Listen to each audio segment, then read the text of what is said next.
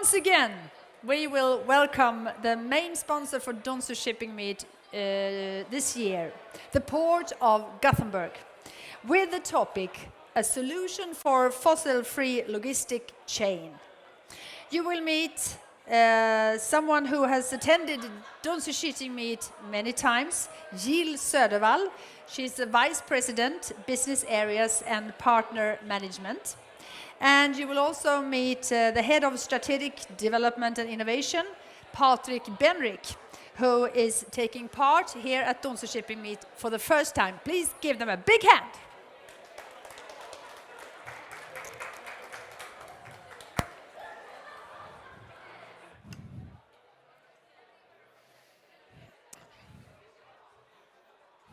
Hello.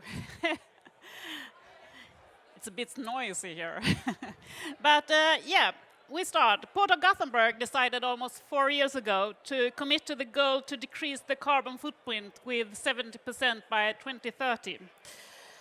Since we already handled the most of our own Scope 1 emittings, we needed to step out of our box and start to look at the whole logistic chain and how we can influence the development to a whole fossil-free logistic chain.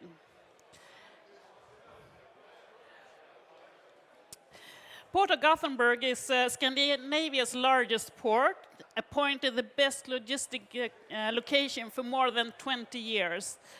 We guarantee access to the world for Swedish industry, and the Swedish industry relies on our ability to work with them, to support their business, by constantly create sustainable solutions that benefits business. And we all know today that our impact on environment and climate is crucial for attractive business.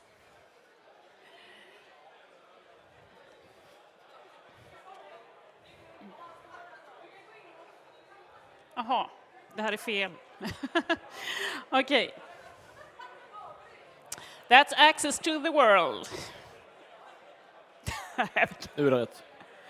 Okay.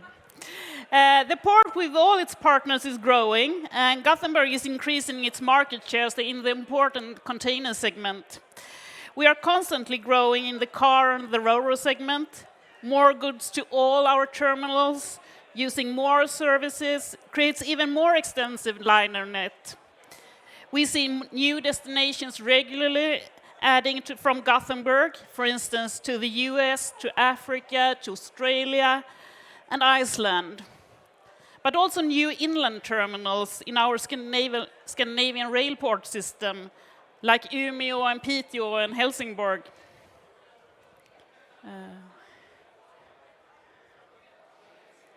An increasing number of terminals and warehouses and a growing business. Don't we have a huge responsibility to act for the climate? Of course, and no one does that alone. We need collaboration with our partners and our joint customers to the port. And it's no secret that Port of Gothenburg has taken actions to increase our influence over our partners in this regard. We try to do that, both the legal way with tougher paragraphs regarding environment and climate in our agreements, but also through the mutual interest in the partnership with, for instance, the terminals operators. Nu tror jag den.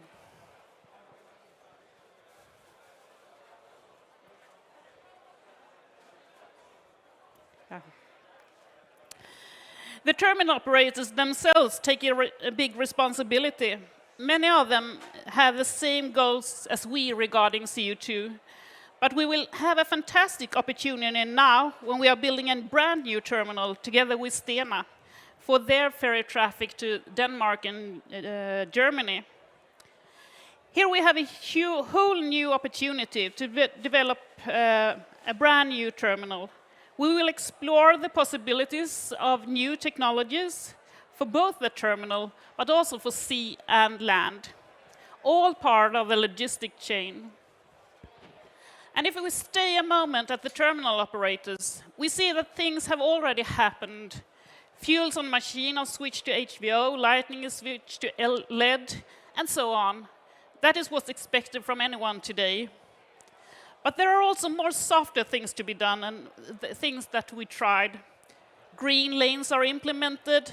Trucks on electricity are granted a fast track into the terminals. And here we work together with our partners, the Port Authority and the terminal operator, to give an incentive to early adopters of electric trucks. This is one part of the puzzle for the truck owners to dare to do the switch from liquid fuels to electricity. And does it work? Today, just over 10% of all the electrical fleet truck are in traffic in the port. So yes, it does work. Det är de här projektbilderna där. These trucks need electricity, otherwise there won't be any development at all. So the charging stations needed for this development is growing. Last year, we talked about and showed you the ones at Circle K, close to the port. Now we are adding 6 new charging stations for 4 trucks to simultaneously charge at port entry. This station opens already now in September. Another development that will benefit the ship side is onshore power supply. This will most probably, no, it actually will become mandatory for container ships and ro-packs and cruise ships in 2030. We are in the middle of a feasibility study for all these segments. This is also a collaboration with the terminals and the shipping lines. And I hope, and I do think, that we will be ready to welcome large container ships to connect shore power a couple of years before 2030. The one segment which is not mandatory by 2030, tanker segment, will be in actual use this coming spring. The concept for this is developed here in Gothenburg between the port and the ship owners at Donsö. Their interest and knowledge and willingness to invest to always build a new tanker that performs and emits world class also creates possibility for us to reach our high goals for reduction of CO2. We know that the tankers are ready and just waiting for us to finish with the equipment on shore so that they can connect. And as I said, this will be possible already this spring. And while we're still at the water side, why not mention another partner, the tugboat company in the port. They are taking a huge step forward. They will deploy the world's first methanol hybrid fuel cell tug here in Gothenburg. That saves us about 1,300 tons of CO2 every year. We are very proud that they choose Gothenburg and that we can add services like towage in a fossil-free logistic chain. But what's on everyone's mind is fuel for shipping. Where will it come from? Who will produce? Who will sell and bunker these renewable fuels? I know that we in the port put a lot of effort to make renewable fuels available in our area.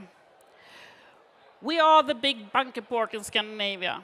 Today supplied from refineries, tomorrow also, but with their renewable products, but also more imported products, or from new supplier of renewable fuels. About that we heard earlier today, so I won't speak more about that. But Patrick, what are your thoughts about outside the port area, and how does this link to the solution for a fossil-free logistic chain? Well, let's spend the following 10 minutes on how the Port of Gothenburg aims at creating fossil-free logistics chains based on the different measures that you see on the picture here. So, Port of Gothenburg, we carry out, together with our partners, a large number of climate actions to reduce emissions from the port operations, but also then to create possibilities and opportunities for building logistics chains and reducing emissions from freight transport to and from the Port of Gothenburg. That in turn will give positive effects way beyond the city limits of Gothenburg and for companies, importing and exporting companies around Sweden and around Scandinavia. But to fully implement that sort of that sort of green actions, it will take not only the work from one actor, but it must take place in committed collaborations with stakeholders along the value chain. And along this chain, the Port of Gothenburg, we're only one actor, but we have chosen since many years to put ourselves in the driver's seat, not in the back seat, to initiate and to drive partnerships and collaborations in order to make change, make things better. We do it on the basis of our market position. As the largest port in Scandinavia, we have good opportunities of driving change and starting collaborations, but also being a big actor on the market, it needs for us to take a responsible role, to show responsibility, and we do both. But also, Port of Gothenburg as the freight hub and as the bunker hub, where shipping lines meet terminal operators, meet railway operators, meet truck operators. It makes us a natural meeting place and marketplace, and makes it easy for us to invite people and stakeholders around the same table. We like to bridge between stakeholders, and we do it in two different ways, or at two levels, you may say. First and foremost, we do it with stakeholders along the value chain or along the logistics chain, because often when it comes to green actions like the ones that Jill described, it might be a need for creating completely new value chains where stakeholders not necessarily have the tradition of working together. There will be a need perhaps of finding new ways of how to share costs and how to share risks, and how to find some sort of balance between supply and demand, how to get over the first hurdle to accomplish the first project. It might be a haulage and a terminal operator, and we need to sit down to understand what it takes for the use of electrical trucks, for example, to increase, what different actions need to be taken. Or it might be a shipping company with the ambition of introducing or scaling up the use of alternative fuels. For that matter, we need to, as a port, be prepared when it comes to safety regulations, but also then we need to take an active role in finding the stakeholders in that question. The shipping company, the potential fuel producer, the potential storage operator, the bunker operator, the terminal operator, and so on. So in all these questions, we're only one link, yeah, but we prefer to work with stakeholders sharing our ambition, or why not be triggered by the ones who like to raise the bar even further. Furthermore, at the bottom of the picture, we like to be the bridge between the market participants and policymakers, might be transport authorities, might be political decision makers. It could be a matter of raising the level of knowledge in a certain question. It might be pointing out capacity shortages in the railway or road network. But when it comes to introducing alternative fuels, I see two different questions that we really need to address in our conversations and dialogue with policymakers. And the first one is how to secure supply, how to explain and describe the challenges involved for a potential fuel producer to make an investment decision and to get supply of alternative fuels going. And even if supply is there will be, we can foresee, a cost gap, a price gap between the cost for conventional fuels and the cost for alternative fuels. And that cost gap is significant. It might be a factor of 3. And that would mean that even if stakeholders along the value chain will put in their parts, there will be still a remaining lack. So we need to talk to policymakers and try and convince or try and explain why some sort of support or incentive is very needed, especially in the early stages, to get over the hurdle when we talk about an emerging market like alternative fuels. To move on, a port really is a place where different logistic chains or value chains meet. Might be shipping-based, railway-based, or truck-based. And I would say this is especially true for the Port of Gothenburg, given the wide range of business areas that we operate together with our partners, where each and every terminal connect to the outside world with a wide range of sea destinations, or inland in Sweden or Scandinavia using railway or trucks. And as a port, as I said, we are a natural meeting place and marketplace where we can invite stakeholders to sit down around the same table. And I prefer a very big table where everyone gets their space.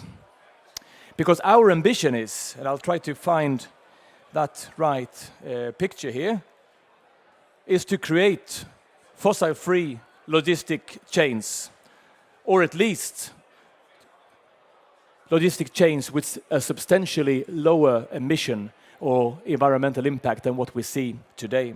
Therefore, we work together to try and establish green shipping corridors. We do so together with the Port of Ghent and with the Port of Rotterdam, respectively, and with shipping companies having interest in the routes between Gothenburg, Ghent, and Gothenburg, Rotterdam. In practice, that means that we're going to make sure to have onshore power supply in place. Like we, as Jill said, we are in the middle of that process now. But onshore power supply will be one part of it. The other part will be alternative fuels to find safety regulations that they are in place with our port and that other port, to secure supply, to secure storage and the distribution, and to find out what sort of incentives will be needed to introduce and increase the usage of alternative fuels. In the port terminals, we work together with our partners to reduce emissions from the terminal activities. Often, the answer to these questions is electrification, and therefore, effect and grid capacity is key for us to help solve.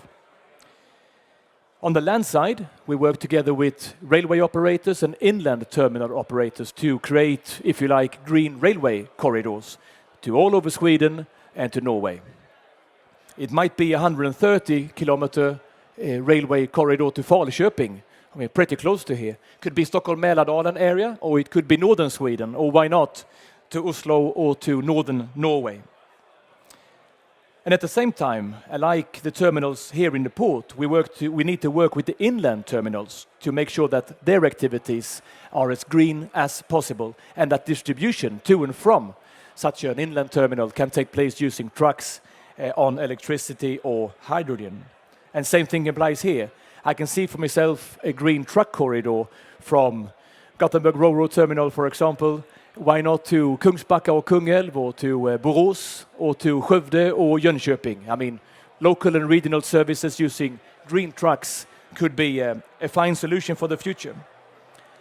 And these logistics chains are important and relevant on their own merits, and they will include something like 4 to 5 stakeholders or more who need to sit down again around the same table for their common agenda and set a common ambition to make sure that the right solutions are implemented.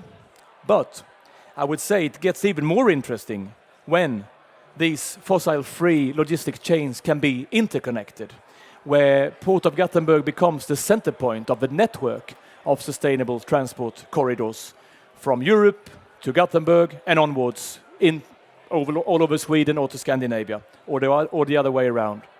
That's what I like to see in the future. Using railway, using trucks, using shipping, using terminals. And by engaging ourselves in these sort of partnerships, we can create and offer an extended, sustainable network of transport corridors to and from Scandinavia and within Sweden and Scandinavia. And using these corridors can actually have a significant impact when it comes to reducing emissions from freight transport. And that creates conditions for freight owners or transport buyers to meet their own environmental targets in terms of emission.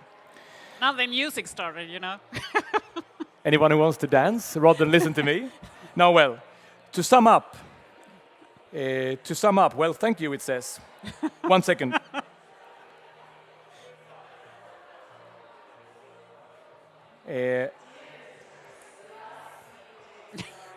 Is that time? I don't give up, be sure. This, what I just told you about over the last 10 minutes here and 10 minutes there, is how the Port of Gothenburg continues to provide guaranteed access to the world for Swedish and Scandinavian industry, not only in terms of destinations and frequency and accessibility, but also in terms of guaranteed access to sustainable transport corridors. Thank you so much for listening. Thank you.